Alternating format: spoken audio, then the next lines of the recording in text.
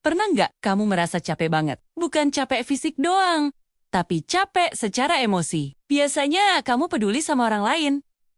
Gampang iba, gampang tersentuh, tapi di titik tertentu, kamu malah ngerasa kosong. Dengar masalah orang lain, rasanya datar.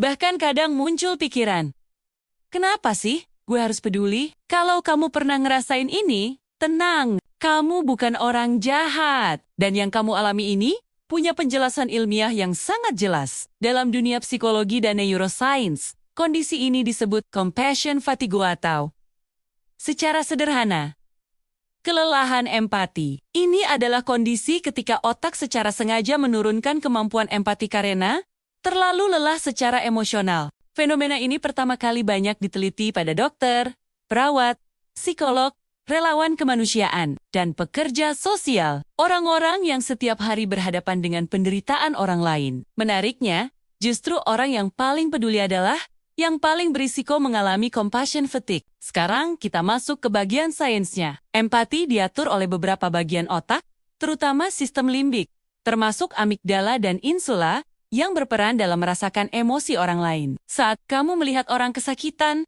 sedih, atau menderita, bagian otak ini ikut aktif sioleola kamu, mengalami hal yang sama. Masalahnya, empati itu mahal secara energi. Ketika kamu terus-menerus terpapar stres emosional, cerita sedih, konflik, berita buruk, tuntutan orang lain, otak mulai kelelahan. Secara biologis, tubuh lalu melepaskan hormon stres seperti kortisol dalam jumlah tinggi dan berkepanjangan. Kortisol yang terlalu lama tinggi akan menyebabkan otak masuk ke mode bertahan hidup. Dan di mode ini, otak harus memilih bertahan atau peduli.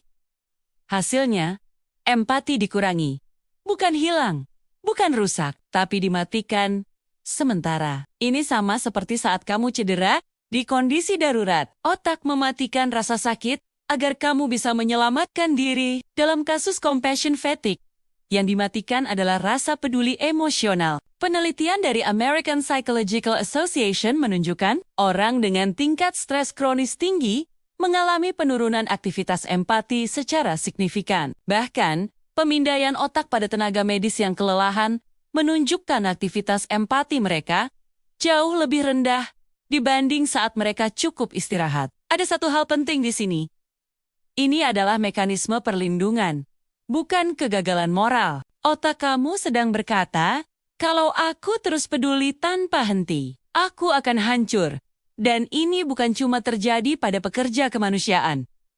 Di era sekarang, kita semua berisiko. Setiap hari kamu terpapar berita perang, bencana, konflik sosial, masalah, keluarga, tekanan kerja, media sosial, penuh emosi negatif. Otak manusia tidak dirancang untuk menanggung penderitaan global setiap hari. Dulu, manusia hanya peduli pada lingkaran kecilnya. Sekarang, kamu peduli pada dunia tanpa jeda. Itulah kenapa banyak orang merasa, aku capek peduli, aku pengen mati rasa aja.